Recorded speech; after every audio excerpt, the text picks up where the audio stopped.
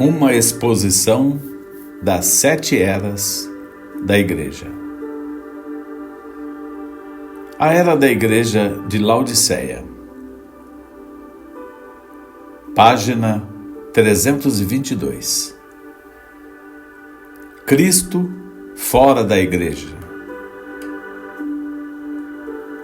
Apocalipse capítulo 3, versos de 20 a 22. Eis que estou à porta e bato. Se alguém ouvir a minha voz e abrir a porta, entrarei em sua casa e com ele cearei e ele comigo. Ao que vencer, lhe concederei que se assente comigo no meu trono, assim como eu venci e me assentei com meu Pai no seu trono. Quem tem ouvidos, ouça o que o Espírito diz às igrejas. Agora, há muita confusão a respeito deste versículo porque muitos obreiros individuais o usam no evangelismo pessoal como se Jesus estivesse à porta do coração de cada pecador, batendo para entrar. Seria dito então que se o pecador abrisse a porta, o Senhor entraria. Porém, este versículo não está falando a pecadores individuais. Esta mensagem inteira tem uma conclusão, assim como tem cada mensagem em cada era. No versículo 22 diz: Quem tem ouvidos, ouça o que o Espírito diz às igrejas. Portanto, esta é a mensagem para a igreja da última era. Esta é a condição da igreja de Laodiceia à medida que seu fim se aproxima. Não é uma mensagem individual para uma pessoa. É o Espírito nos dizendo onde Jesus está. Cristo deixou a igreja. Não é este o resultado ou o fim lógico se a palavra é posta de lado em troca de credos, o Espírito Santo deposto em troca de papas, bispos, presidentes, conselheiros, etc., e o Salvador desprezado em troca de um programa de obras, ou de filiação à igreja, ou de algum tipo de conformismo a um sistema eclesiástico? O que mais pode ser feito contra ele? Isto é a apostasia. Isto é a renúncia da fé. Esta é a porta aberta para o anticristo, pois, se um veio em nome de seu Pai, Jesus, e não foi aceito, mas rejeitado, então virá outro com seu próprio nome, mentiroso, um embusteiro, e a esse aceitarão. João 5,43. O homem do pecado, o filho da perdição, assumirá o comando.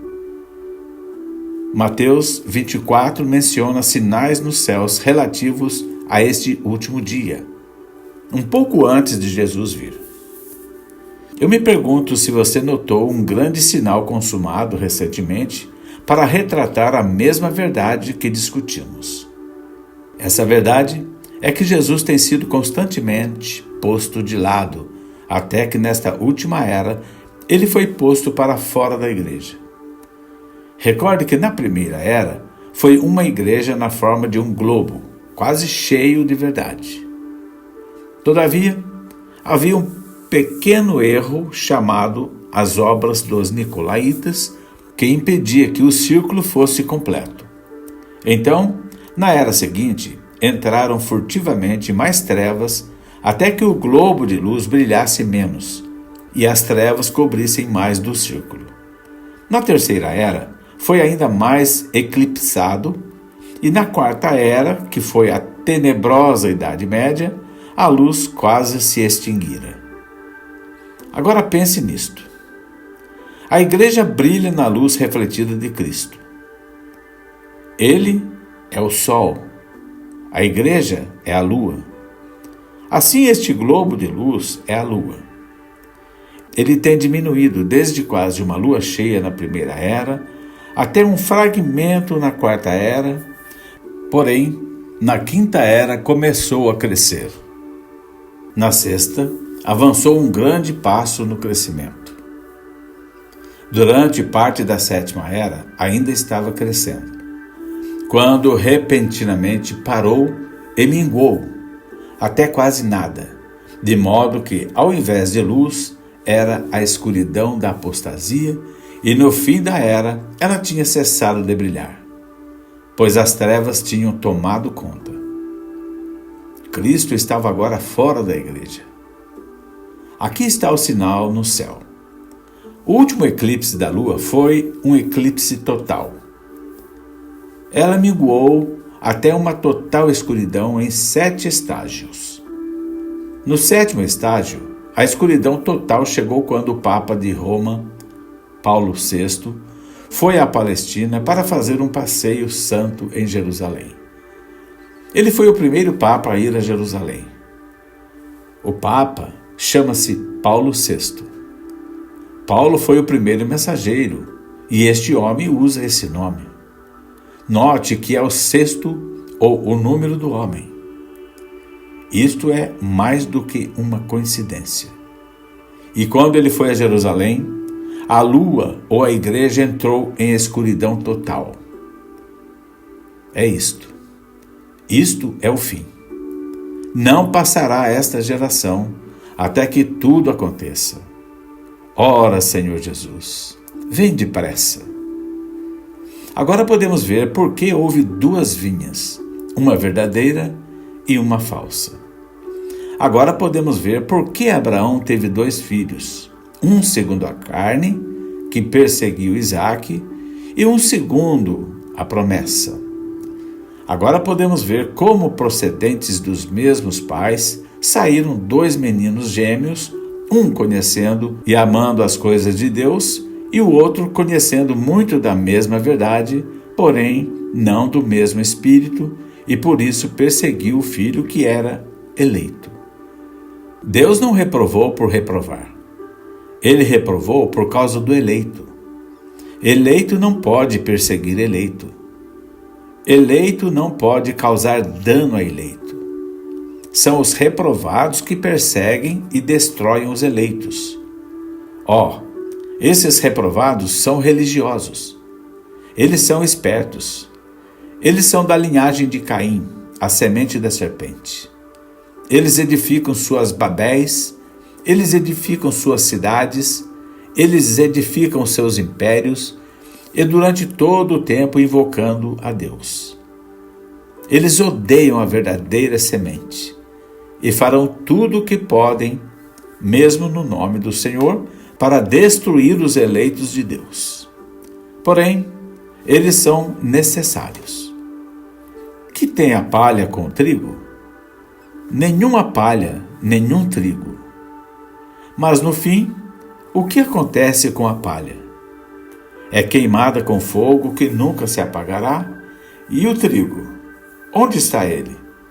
Está ajuntado em seu celeiro, é onde ele está.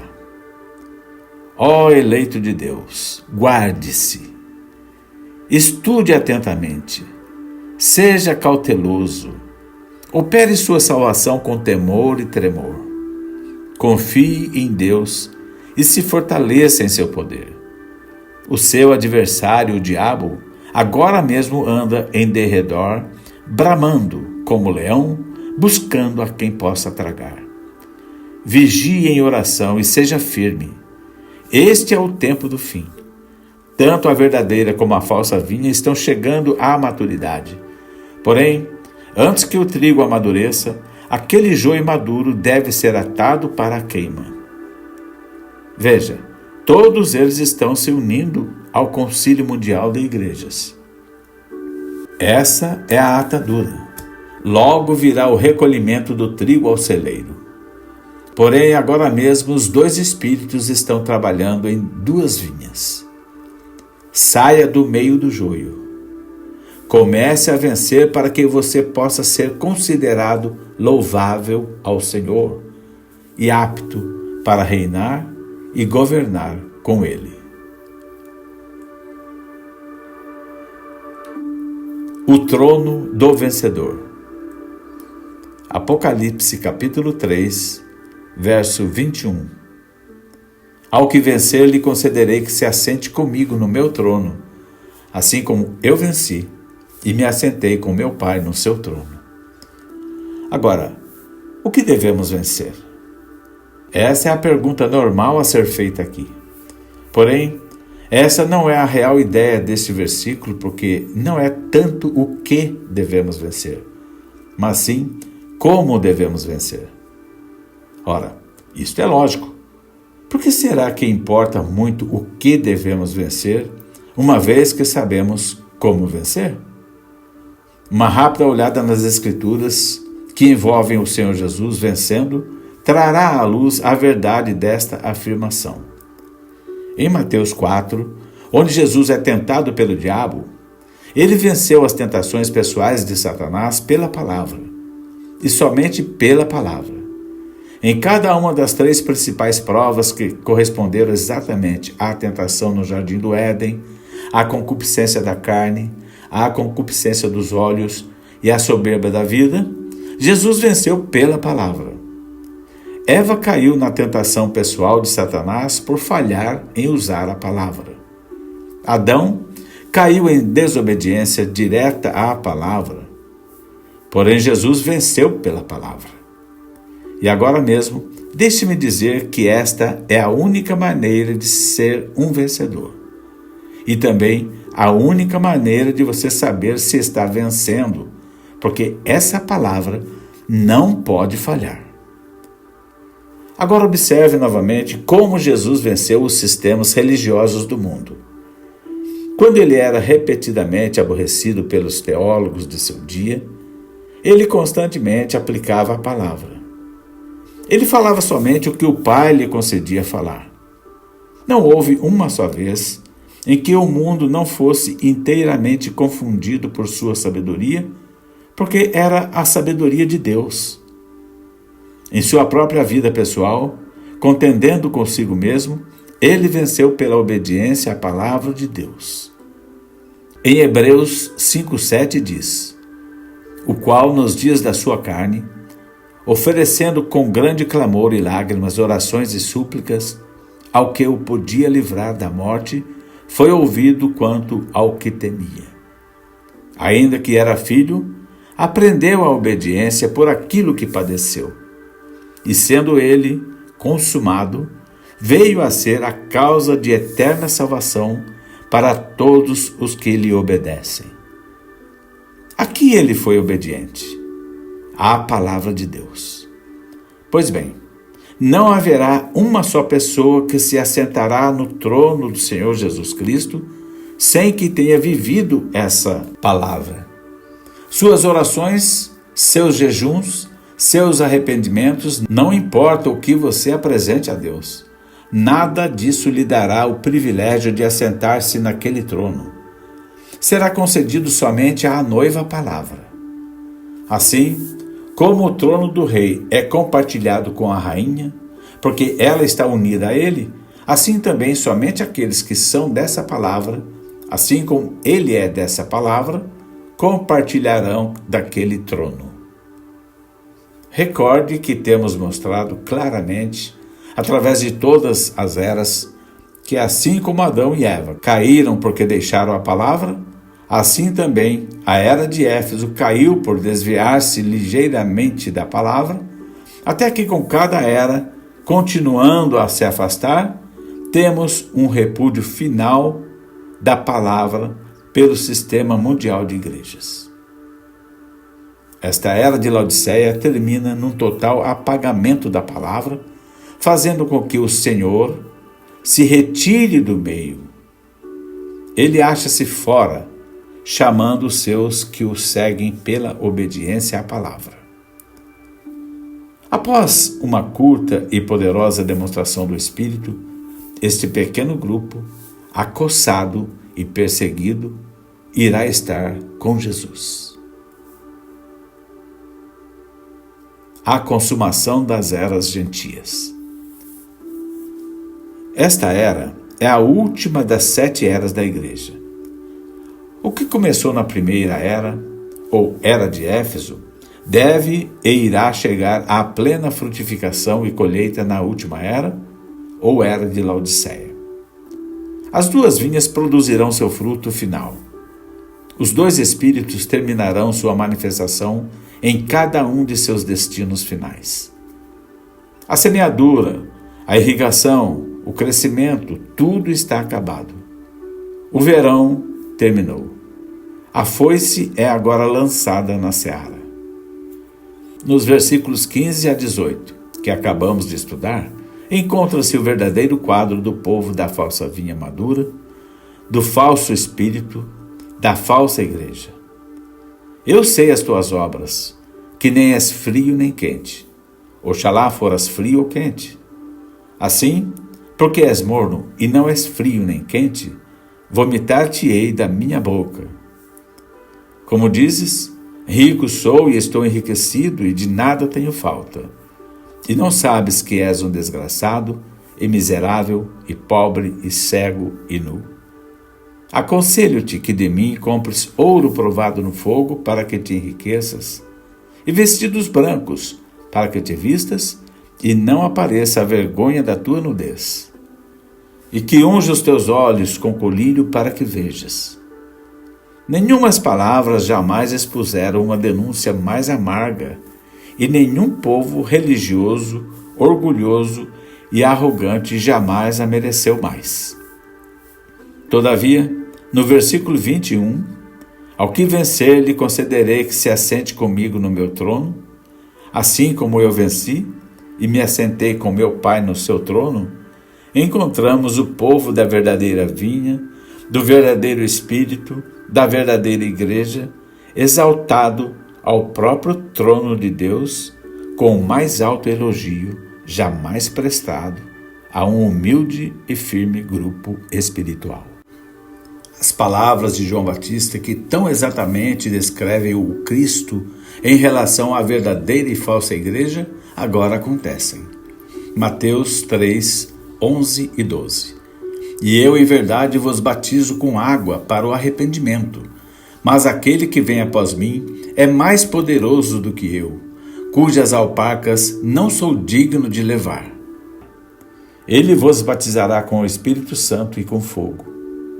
Em sua mão tem a pá, e limpará a sua eira, e recolherá no celeiro o seu trigo, e queimará a palha com fogo que nunca se apagará.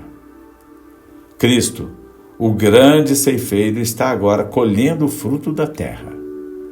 Ele recolhe o trigo no celeiro, vindo para os seus, e recebendo-os para si para sempre. Depois, ele retorna para destruir os ímpios com fogo que nunca se apagará. O mistério do joio e do trigo, de Mateus 13, de 24 a 30, está agora também cumprido. Propôs-lhes outra parábola, dizendo: o reino dos céus é semelhante ao homem que semeia boa semente no seu campo. Mas dormindo os homens, veio o seu inimigo e semeou joio no meio do trigo, e retirou-se. E quando a erva cresceu e frutificou, apareceu também o joio. E os servos do pai de família, indo ter com ele, disseram-lhe: Senhor, não semeaste tu no teu campo boa semente? Por que tem então joio? E ele disse: um inimigo é que fez isso. E os servos disseram: queres, pois, que vamos arrancá-lo? Porém, ele lhes disse: não, para que ao colher o joio, não arranqueis também o trigo com ele. Deixai crescer ambos juntos até a ceifa. E por ocasião da ceifa, direi aos ceifeiros: colhei primeiro o joio e atai-o em molhos para o queimar, mas o trigo ajuntai-o no meu celeiro. O trigo e o joio, que desde a primeira era até agora cresceram lado a lado, são ceifados. O que Nicéia planejou realizar finalmente aconteceu. Com todo o poder da organização, a falsa igreja abandona qualquer vestígio de verdade e se fortalece com poder político, com apoio estatal e planeja erradicar para sempre o verdadeiro crente. Mas justamente quando ela está para concluir seu covarde plano, o trigo é ajuntado no celeiro. O trigo e o joio não mais crescerão lado a lado. O joio não mais receberá a bênção de Deus devido à presença do trigo, porque o trigo terá partido, e a ira de Deus será derramada no sexto selo, que resultará na completa destruição dos ímpios. Ora, eu disse há pouco que a falsa vinha entrou em plena frutificação nesta era. Seu fruto se desenvolveria e amadureceria. Isso é correto. Esta igreja, inspirada pelo mal, cheia de iniquidade, será revelada como o grão de mostarda que cresceu até tornar-se uma árvore onde se aninharam as aves do céu. À sua cabeça estará o anticristo, o mistério da iniquidade. Tudo isto é verdade. E se é verdade, então também tem de ser verdade que a igreja noiva amadurecerá e sua maturidade será uma identificação com o seu Senhor por meio da palavra. E sua cabeça, que virá a ela, é o mistério da piedade, que em verdade é Cristo. E quando a falsa igreja vier contra esta verdadeira vinha, com toda a astúcia e poder diabólico, constituído de força política, força física e demônios das trevas, a verdadeira vinha, com a plenitude do Espírito e da palavra, fará as mesmas obras de poder que Jesus fez. Então, à medida que ela se aproxima de sua pedra de cabeça, tornando-se semelhante a ele através da palavra, Jesus virá para que a noiva e o noivo possam estar unidos como um para sempre. As manifestações visíveis do que estive lhe falando já são todas observadas ao nosso redor. O movimento ecumênico do joio é um fato real, mas também é um fato que o profeta para a última era tem de estar trazendo uma mensagem de Deus que precursará a segunda vinda do Senhor, porque através de sua mensagem, os corações dos filhos serão convertidos aos pais pentecostais e com a restauração da palavra virá a restauração do poder. Que tempos cruciais são estes em que vivemos? Quão cuidadosos devemos ser em permanecer fiéis a esta palavra e não tirar dela nem acrescentar a ela. Porque aquele que fala onde Deus não tem falado, faz dele um mentiroso. O que particularmente tenho em mente é isto. Por volta da passagem do século, a fome por Deus que fora originada na era de Filadélfia, trouxe um clamor pelo Espírito de Deus. E quando o clamor foi respondido por Deus, enviando manifestações em línguas, interpretação e profecia, um grupo, imediatamente e muitíssimo contrário à palavra, formulou uma doutrina de que as línguas eram a evidência de ser batizado com o Espírito Santo. As línguas estavam longe de ser a evidência. Elas eram a manifestação, mas não a evidência. A falsidade da doutrina pôde não apenas ser vista pela falta de escritura para comprová-la, mas aqueles que aprovaram a doutrina se organizaram imediatamente sobre o fundamento dela, provando que não estavam na verdade como eles fariam o povo crer. Parecia bom. Parecia com o retorno do Pentecostes, mas provou que não era. Não podia ser porque se organizou. Isso é morte, não vida. Parecia tão próximo ao real que multidões foram enganadas. Ora, se não era o genuíno, o que era então? Era a casca, a palha, na forma de um tenro invólucro verde, parecia como se fosse a coisa real.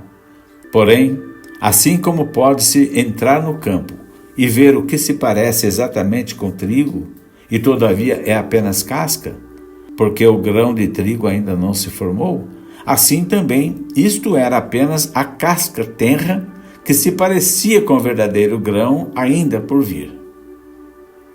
o grão original de trigo do Pentecostes tinha de voltar na última era. Ele fora enterrado em Niceia. Produziu um broto em Sardo. Cresceu uma borla em Filadélfia. E devia amadurecer em Laodiceia. Porém, não podia voltar ao original até que a palavra fosse restaurada. O profeta ainda não tinha aparecido em cena. Mas agora, de acordo com o tempo em que estamos, na era de Laodiceia, o profeta mensageiro de Apocalipse 10:7 já tem de estar na terra. Uma vez mais, o assim diz o Senhor tem de estar aqui, pronto para ser manifestado com infalível vindicação. Desse modo, a verdadeira semente já está amadurecendo e a seguir a colheita. Tempo de colheita. Sim, tempo de colheita. As duas vinhas que cresceram juntas e entrelaçaram seus ramos, agora devem ser separadas. Os frutos dessas vinhas que divergiam tanto serão recolhidos em celeiros distintos. Os dois espíritos irão para os seus diferentes destinos.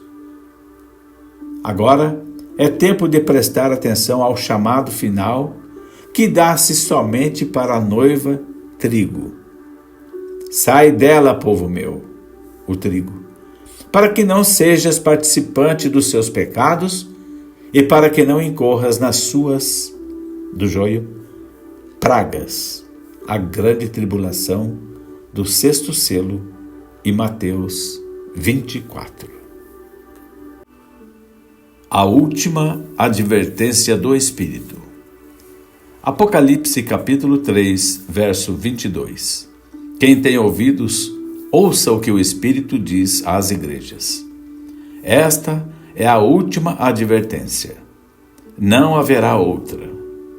O lugar do trono foi erigido. Os 12 fundamentos foram lançados. As ruas de ouro foram pavimentadas. As portas de gigantescas pérolas estão levantadas e fixadas. Como uma pirâmide, ela se mantém tão linda e gloriosa. Os seres celestiais que a prepararam observam sem respirar, porque ela resplandece e brilha com uma glória que é sobrenatural. Cada faceta de sua beleza conta uma história de admirável graça e amor de Jesus. Ela é uma cidade preparada para um povo preparado.